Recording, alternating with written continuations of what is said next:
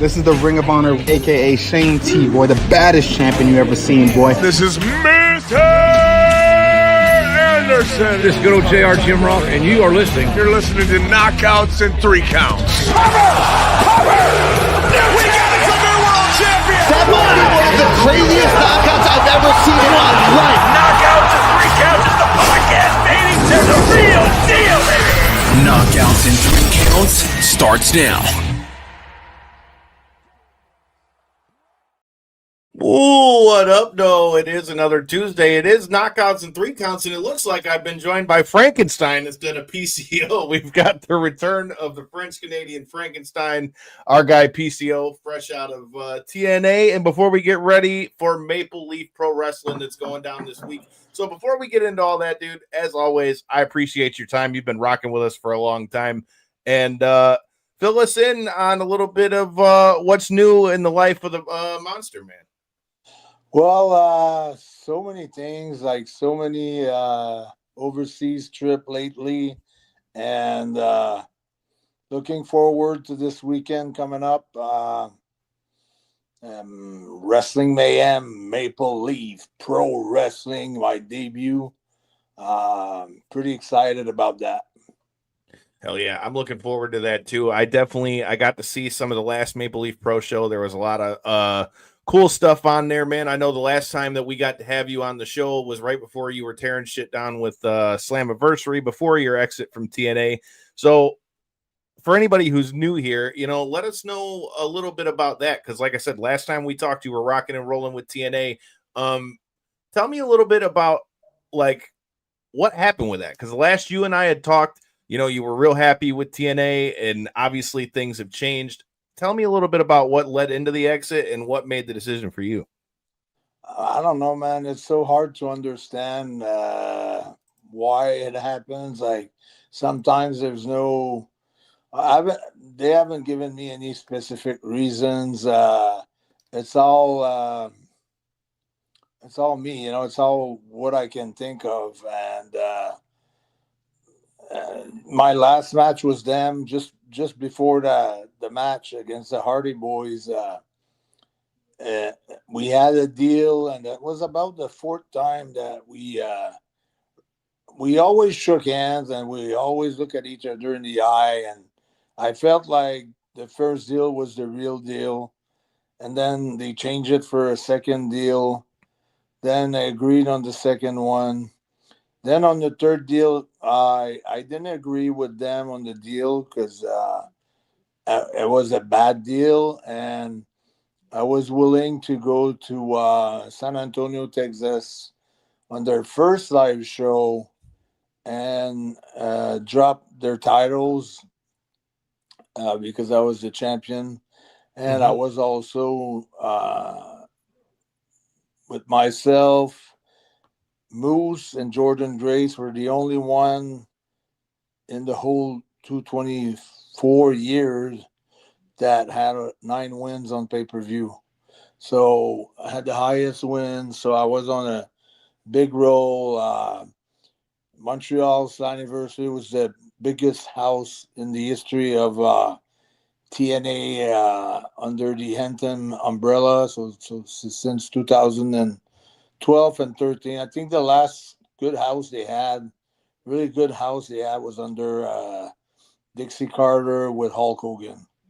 And we weren't far from that house, by the way. It was maybe 1,000 people difference. We had over 4,000 people in Montreal, jam-packed, Verdun Auditorium. I'm the superstar who sold the most T-shirt during that year in one night. Obviously, it was in Montreal. People kind of treat me like a legend here, like I'm everywhere in the media and the newspaper, wherever I go. And I got a good feeling. I pretty much feel like that pretty much all over the place, to tell you the truth. But there's always something special. I don't want to compare myself with no one. But if I have to give you something close to a comparison. I will go with let's say CM Punk in Chicago, PCO in Montreal.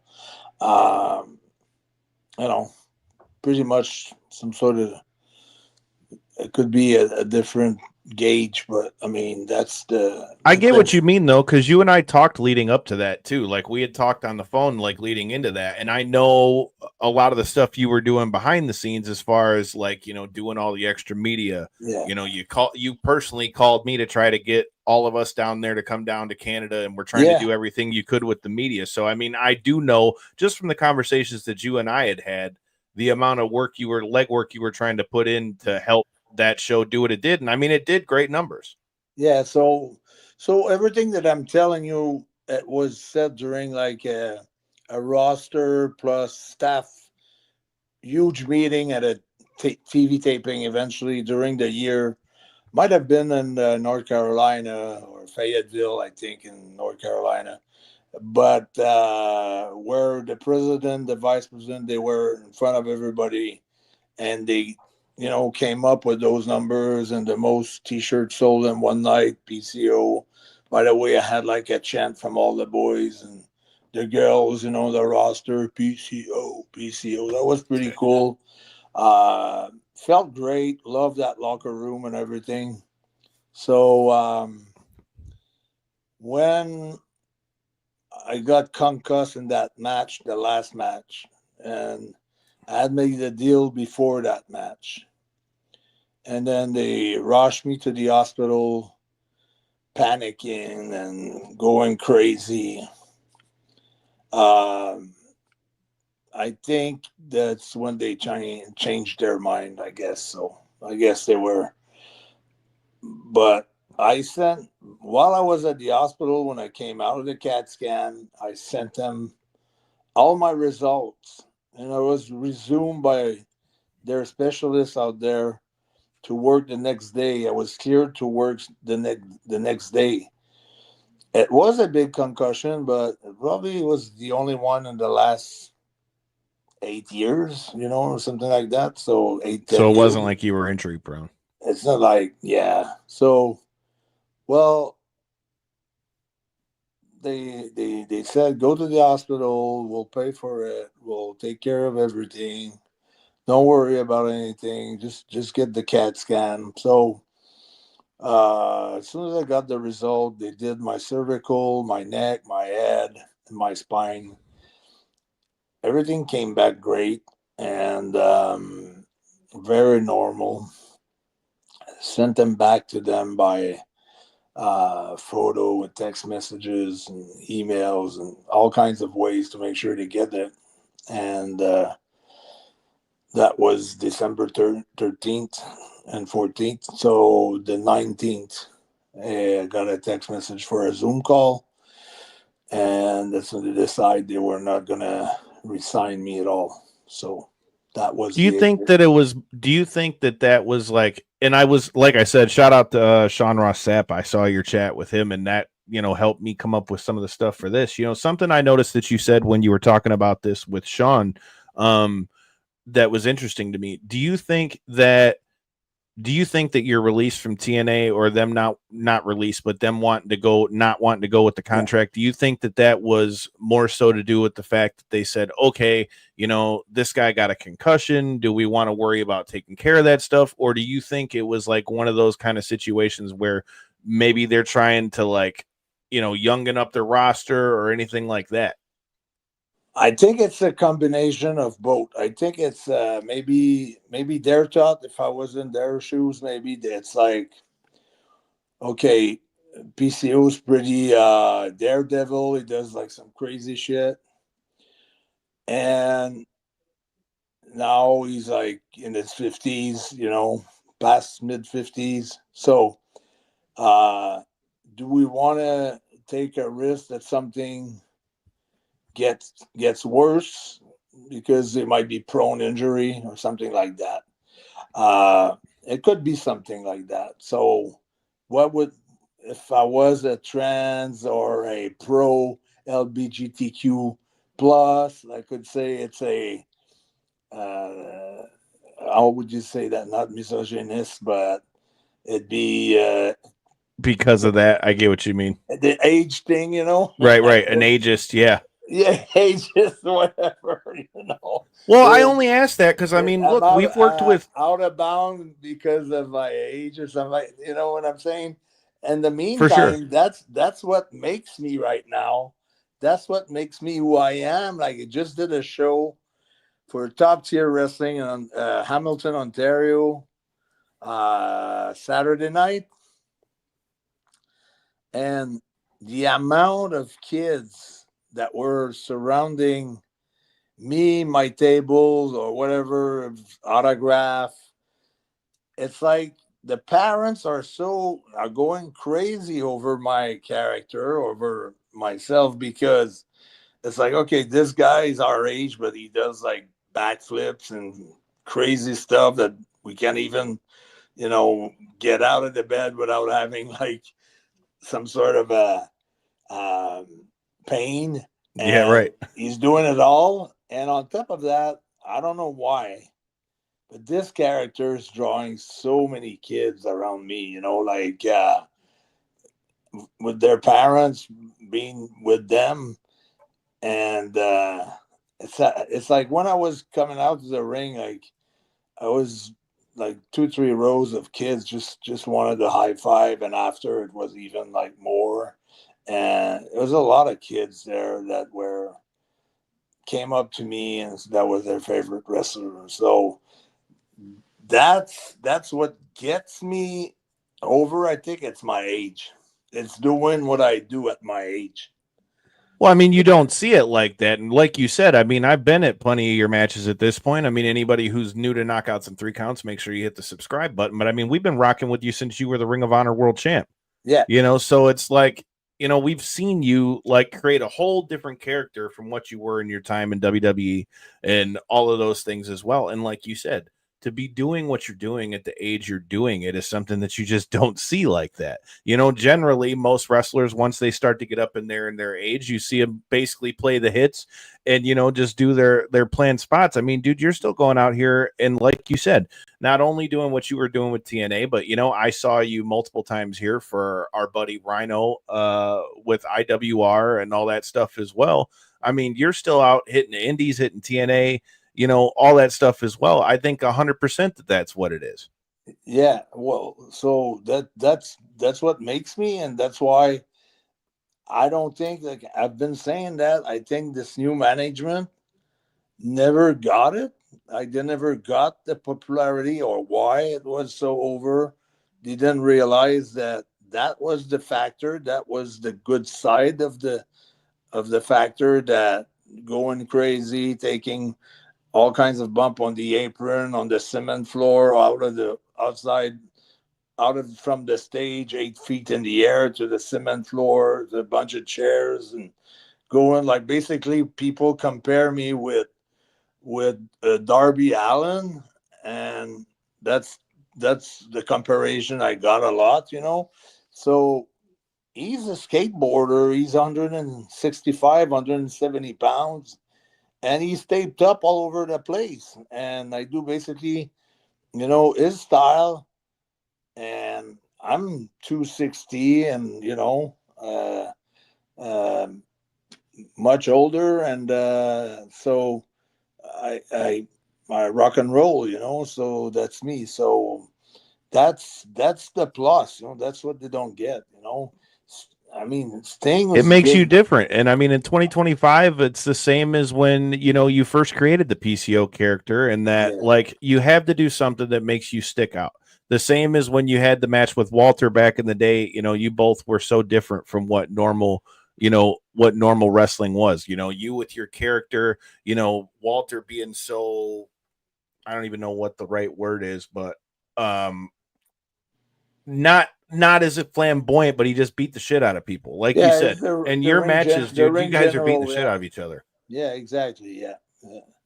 That's exactly his style. Is not a high flyer or not even a brawler. He's just someone who gives a beating to the other guy with his chops and different set of move. Like, the set of move is very still powerful, like powerful set of move, and it just looks like even then, back then, it was like probably 320.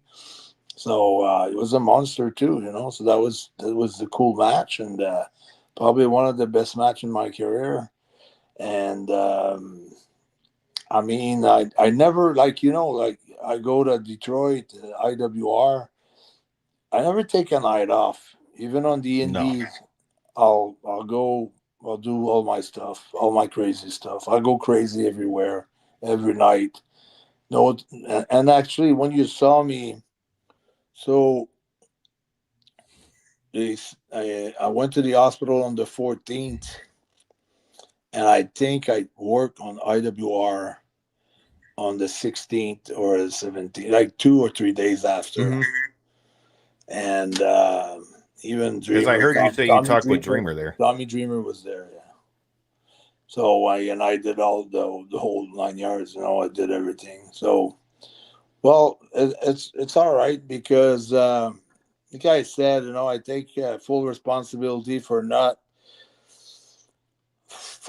maybe kind of falling in a comfort zone, not as far as not working hard, but not in a comfort zone where uh, great roster, great people, makeup artist, Caroline, or Gail Kim, and all the producers, and like Tommy Dreamer, and it felt like a big family, and it was no bullshit in the backstage area. No, could have been jealousy, but it was not out loud. It was probably everybody had competes hard, but it felt like it was a very scene, like not something where it was people were miserable over other people's success.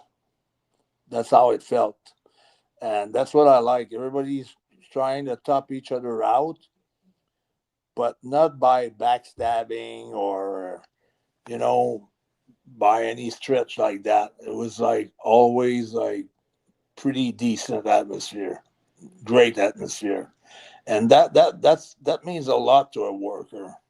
To be in a comfortable place to work, and then for that, it was hard for me to say I'm going to give my notice after Slammiversary because the ambulance is the same. Everything's the same cost. Why So you why not stop get as your? many people as Why you would you can? stop your revenue? And they came up with all kinds of excuses. We never done it before. It's impossible. It's we don't think we can do it. And I'm like, I'm here on right on the market every day. I feel the hype, And then I was telling them it's time to open up full. It's time to open up full. The hype is it's like when it's a wrestling match. It's time for something, a spot, or it's time. The timing is there. You feel it. The timing was there. And they waited for like 3 weeks before they decided to go full arena, and it stopped the momentum. It had to recrank everything back again. So it was like I had those conversations on the phone, like, okay, guys, I can't deal with you anymore. I had enough. I'm taking a break today. Talk to you another time. Bye. It was it's hard, like, to try to get some point across. Do you So think that do you think them having their new like re-upped relationship with WWE, do you think that, with them bringing in so much new talent, like with the crossover with all the NXT kids that are coming over and stuff like that, do you think that that might have changed like the climate as far as maybe them being pushed more towards like the younger and the up and coming guys, or being more focused on the crossover that they can get from that versus like the homegrown talent that they had in there, like yourself?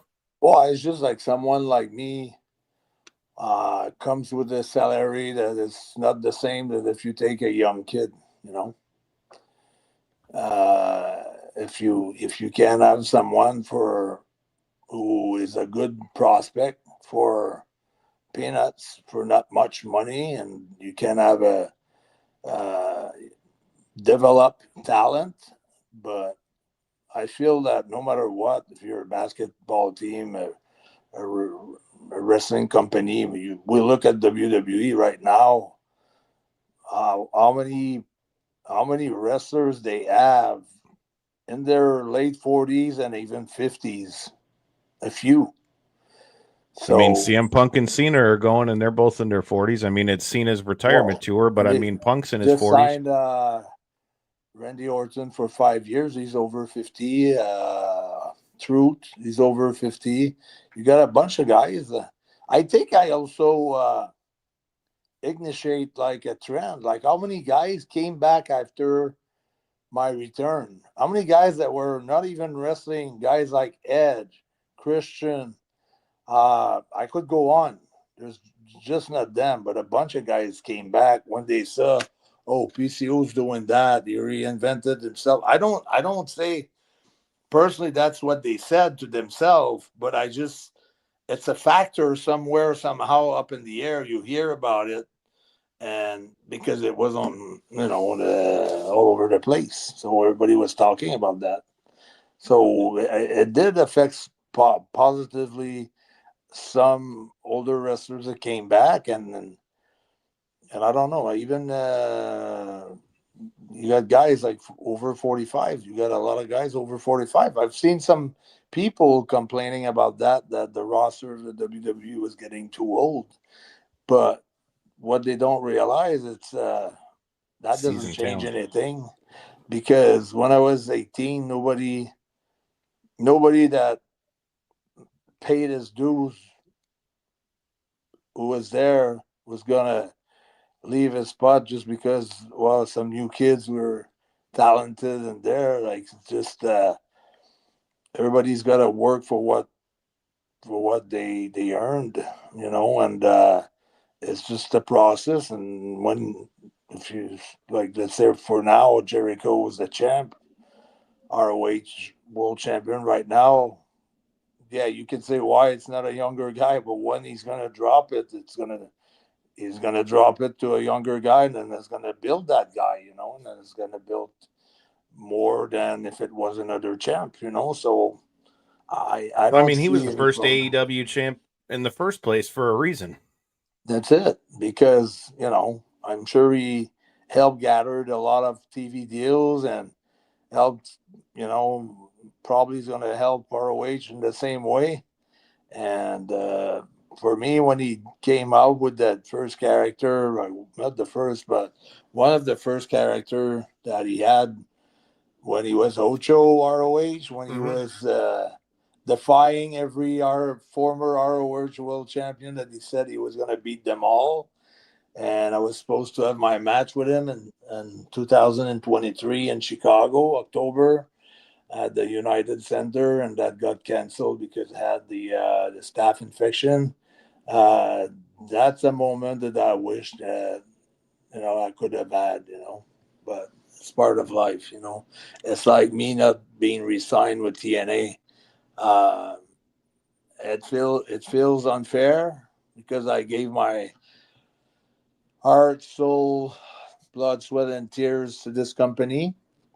But in the meantime, I did it for myself. Byproduct, I give it to them and to their fans and to the fans. But obviously, I'm in the business of giving people a great time. That's my real payoff. That's why I do that. On top of, okay, I felt like that was put on this planet for that purpose, to be a pro wrestler, to entertain people. I've had goals too that I feel that have been in my soul since a young age, and I'm still there because I haven't accomplished yet what I always wanted to accomplish. So I feel it's still unachieved, not unaccomplished fully yet, even though I feel great about what I've done in the business. I mean, you've had a hell of a career, and that's one of the things I wanted to ask you about. I heard you said that you've got a few goals left that you want to hit. I mean, what are those? Well, because I want to, I don't want to face the negativity about it, and but I will talk about them eventually soon, and it's going to probably be with you. Then We we're going to do appreciate that. that. Yeah, but I just have to go through a few things right now, very important things, and once that's done, we're talking, matter of months, and Gotcha. after the summer, I think I'll be able to fully talk about it without being Get you. feeling judged or anything like that. Yeah. So we got to talk about what you did when you got out of there, man, because, I saw GCW versus the World at Hammerstein. I mean, not very much bigger places that you can end up being on an indie show, much less any show doing a show at Hammerstein. But I mean, you destroyed the Digital Media Championship. Talk to me about that. I heard TNA try to say it was a replica, and I've heard you say that it wasn't a replica. Talk to me about the whole thought process behind doing that GCW show and smashing the belt, because it sounds like GCW didn't know what time it was. Yeah. Well, the thing is that, I've discussed a few things like, maybe I'm not going to do anything. I'm just going to wrestle. Maybe I'm going to take another title, burn it in a garbage trash can, or I had a few. The Medusa route. Yeah, but I said no. That was done. That has been done. The garbage, the fire. I think Rhino did the ECW for when he left WWE. I think he did the ECW belt, and TNA set it on fire and send it original back to WWE. ECW belt. I think what Medusa did was to just throw the woman's belt in the trash can, and so I think I got to be more creative than that, and also it was like a message to them: you're missing out on something big. That's me telling them that, but I had to think over and over about. I didn't want to come across like a non-business guy or someone who's hard to do business with, but I think that even TNA knows they fucked me over. I hate to say that because I don't think the victim is a good role. Like I said, I should have left before that happened. I knew there was a lot of struggles. I knew it wasn't easy for them. I knew it was tough. They were, the wheels were shaking and things like that. So, but never in my imagination I thought they were in problem, like having problems financially or things like that. But I didn't know if you start adding all the expense, you don't know. I know with Montreal they made money because I know how much the house was, all the expenses and the tickets and the hotel rooms and all that. But if I know in Graceland, when we had three rows of chairs around the ring for 2 days in a row, I know they lost loads of money, because you fly everybody, hotel for everybody, renting a building, and you only have like fucking 50 people. I know that would hurt, and that was always my response to them. Like, well, we worry about Sunday, that we might not have enough people to look good on TV for the next day, which was a TV taping. And my answer was always, how can you worry so much when you didn't worry 2 months ago in Graceland when we had 3 rows of chairs around the ring and everything seems to be all right, you know? So, and they would never answer me back when I said that as an argument, you know, in that conversation. They would never say, well, it was different, or it was, you know, we could cover up with the light or whatever. They never it was like I was talking by myself. Like, it's like no ears had heard that phrase that I just said. So that's how it felt. That makes sense. I mean, now that you're getting clear of your time at TNA, we've talked a little bit about IWR. Um, what are your goals now for outside of TNA? You know, I heard you talk about that you had prior, contact with AEW a few different times and things like that. I don't know if that's on the radar for you. Do you want to have another run on the indies to kind of recharge yourself up? You know, we're going to talk about Maple Leaf Pro here in a second, but we've already seen you go in a bunch of places. You already talked about going to Ireland and stuff like that. What's on the map for PCO post TNA? Well, the map right now is to help as much as possible put Maple Leaf Pro on the map, like across Canada and maybe the States. I think there's room for MLP in the States, at least along the border or somewhere, you know, some markets. I think maybe it's not in Scott's cards, you know, maybe he doesn't want to do that. Maybe I know we had many discussions and he feels like there's great talent in Canada. There's no radar for it. There's no scouts. There's no macro watchers. Micromanaging. Yeah, watching them. You know, it's it's always you got to go across the border to get noticed, basically. And that was the same thing for all the European guys or the Australian people. They got noticed in Japan or they got noticed in the States. If you look at Walter Dragunov, they Timothy Thatcher. I mean, they got known on the indie circuit across, you know, on this side of the south, you know, the border. Or in America for them. But yeah, so that's been always the formula to make it. If you're Canadian, everybody that made it big had to go on the other side.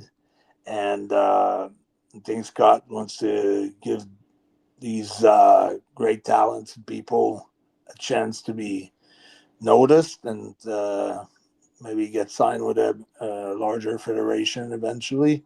But it's also great because I feel like Scott's got a good relationship with AEW. I want to help MLP as much as I can. I really want to bring all my expertise, my knowledge, my everything that I've gathered in my career to working with Scott and his people.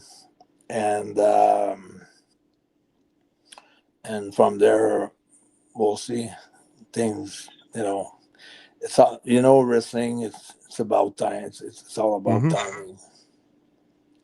So with that being said, you got to talk to me about what you got on at Maple Leaf Pro, man. You're taking on Michael A.R. Clark in a street fight. What do you know about Mr. Clark and what has he got in store this weekend in Canada? I don't know. I think he's got a very, very long name. He's going to have a very, very short life. Michael, Richard, Allen. It doesn't end up. It's just 5 other names with this name, you know. So it's the longest name in the history of pro wrestling. Michael, Allen, Richard, Clark.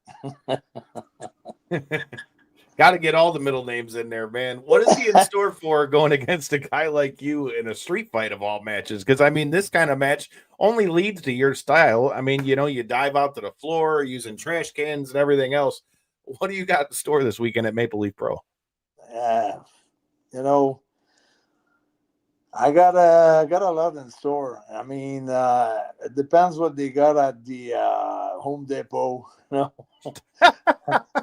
What toys are available for me to go put this guy up with? yeah, because it's gonna be crazy for sure, and it's a great card. I think might be some seats, some places available, but I know it's gonna be packed both days. I know they already almost sold out. If they're not, they might add a few seats if people decide to buy them. You know, they might let them in, but it's gonna be an incredible weekend for sure.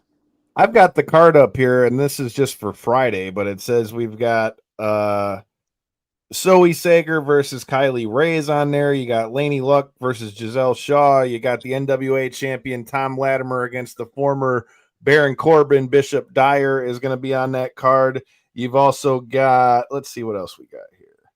Says we've got Mo Jabari versus Taji Ishimori versus Stu Grayson, formerly of AEW, versus Brett Banks versus Michael A.R. Clark, who you'll be taking on Saturday, versus Rich Swann, formerly of TNA. You got Sheldon Jean that we saw in TNA over there that I know is another one of Scott's guys. You got Kushida on this card. I see. Another TNA, Right, man. Another TNA guy.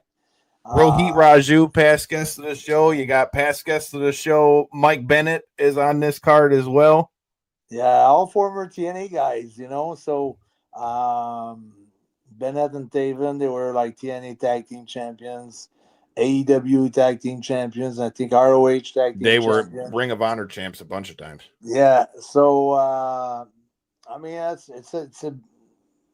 a lot of people still want to come from Montreal to Windsor, and Montreal to Windsor is about 9 hours. It's pretty crazy, and people are like, "Yeah, maybe we'll wait for."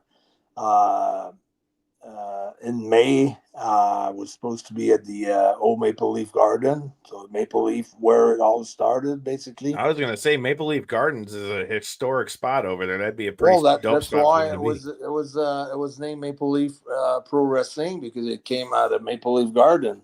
So that's going to be pretty historical to be back and to be back with Maple Leaf Pro at the Maple Leaf Garden, the old Maple Leaf Garden.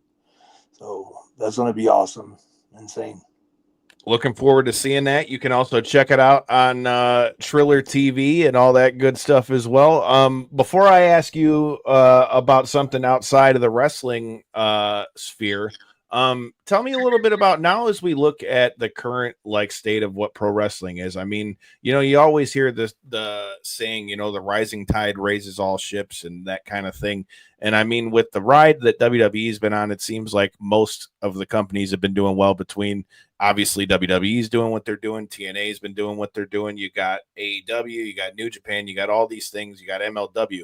As you look out over the landscape, where do you think PCO fits best? Is there any places where you look and say, well, I'd like to go face that guy, or I'd like to go face that guy, or the vibe over here looks cool? For me, my deal was always the same. I like when something happens organically. For instance, last year, AJ Francis, I think Past guest of the show. a lot of people thought, no, it's not a good matchup. People were talking about what happened in WWE with him, but I was like, hey, that can happen to anybody. A bad night at the office, that can happen. Well, he talked about that on the show. That was a health thing too. He had no idea that he was having the health issues he had, and he couldn't feel his feet when he went over the rope. He said, sure. Yeah, man, he had all kinds of issues. Had to go to the hospital from that. If you guys didn't get to check that out, go check out our episode with It's good AJ that you Francis bring that up. It's good that you bring that up. I didn't, when people were telling the story to me about him, saying, no, it's not a good matchup for you. I said, no, it's the perfect matchup for me. So it was organic. AJ wanted to have a match with me. So it's always good, but it just happened that it was him, and I ran with it. I went with it, and we stole the show. Can you talk to me a little bit about what your thoughts are on a guy like that? Because I feel like a lot of people, when he came out of WWE, were kind of just like, oh, yeah, he's this big hype because he's this former NFL guy and he was in WWE and blah, blah, blah.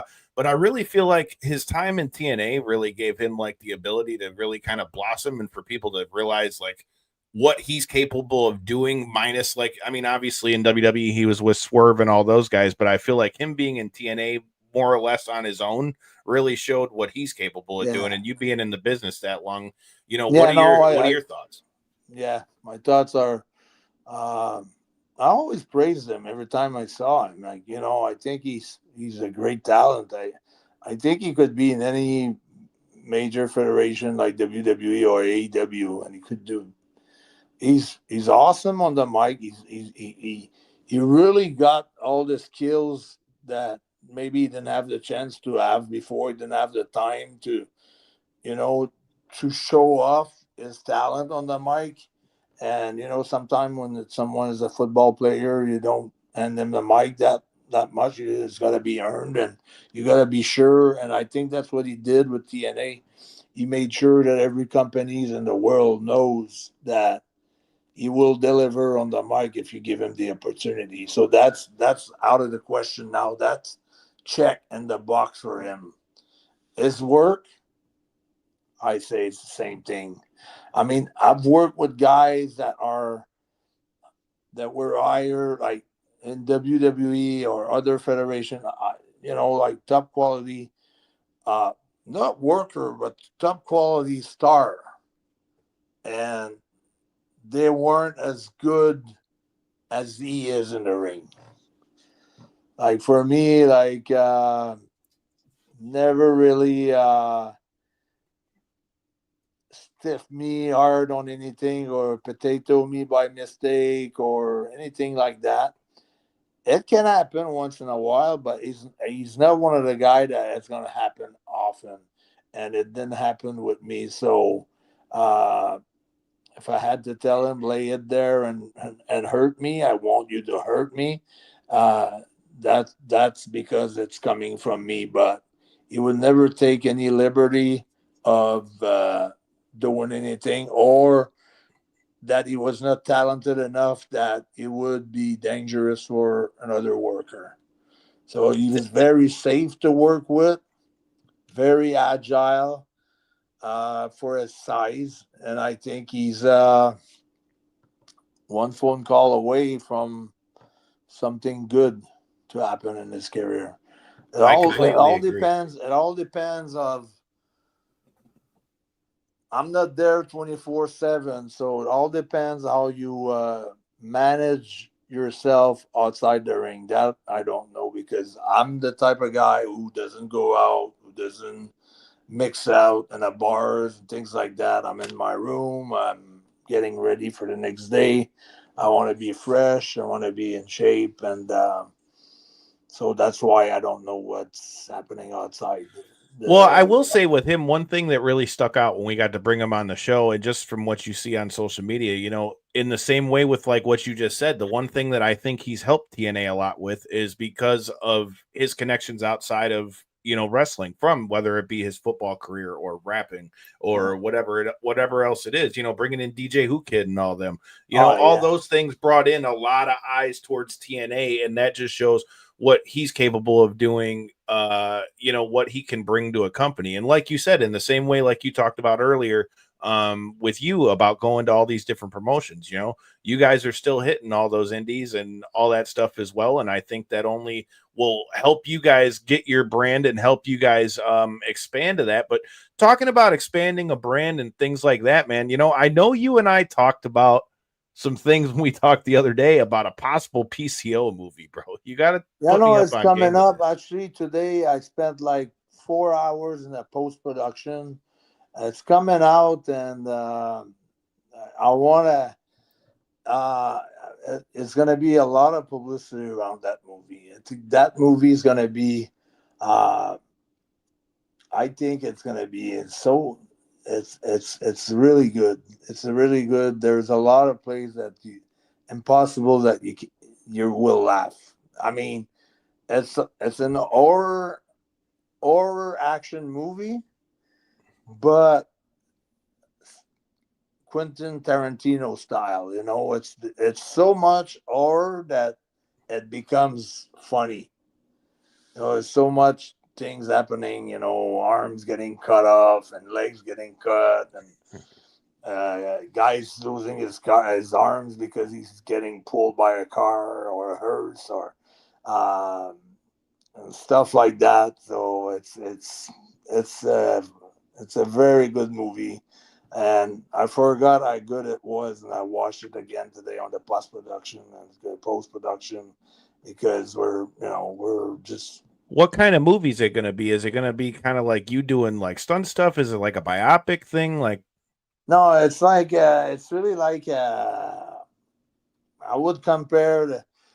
I okay, it's two different movies, but I'll compare it to those two movies. Okay, Bloodsport type of deal, and also I don't know if you watched it, but you probably did.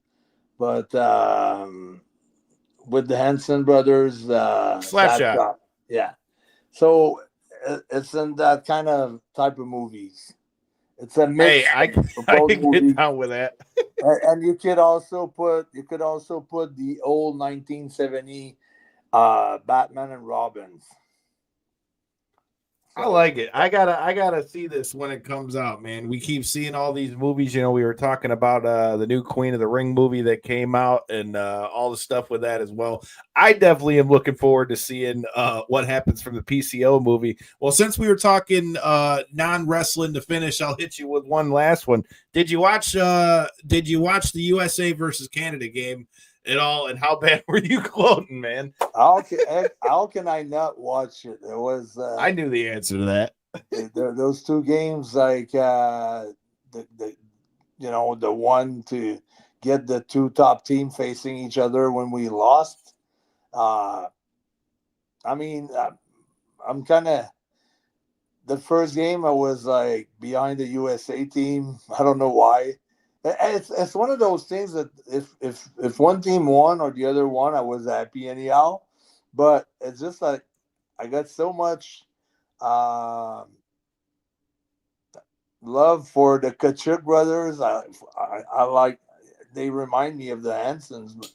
I mean, they're They were starting crazy. fights in that motherfucker like That was crazy.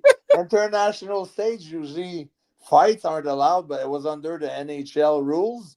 So I got so surprised. My jaw dropped at the first fight, then the second fight, then the third fight. I was like, holy shit.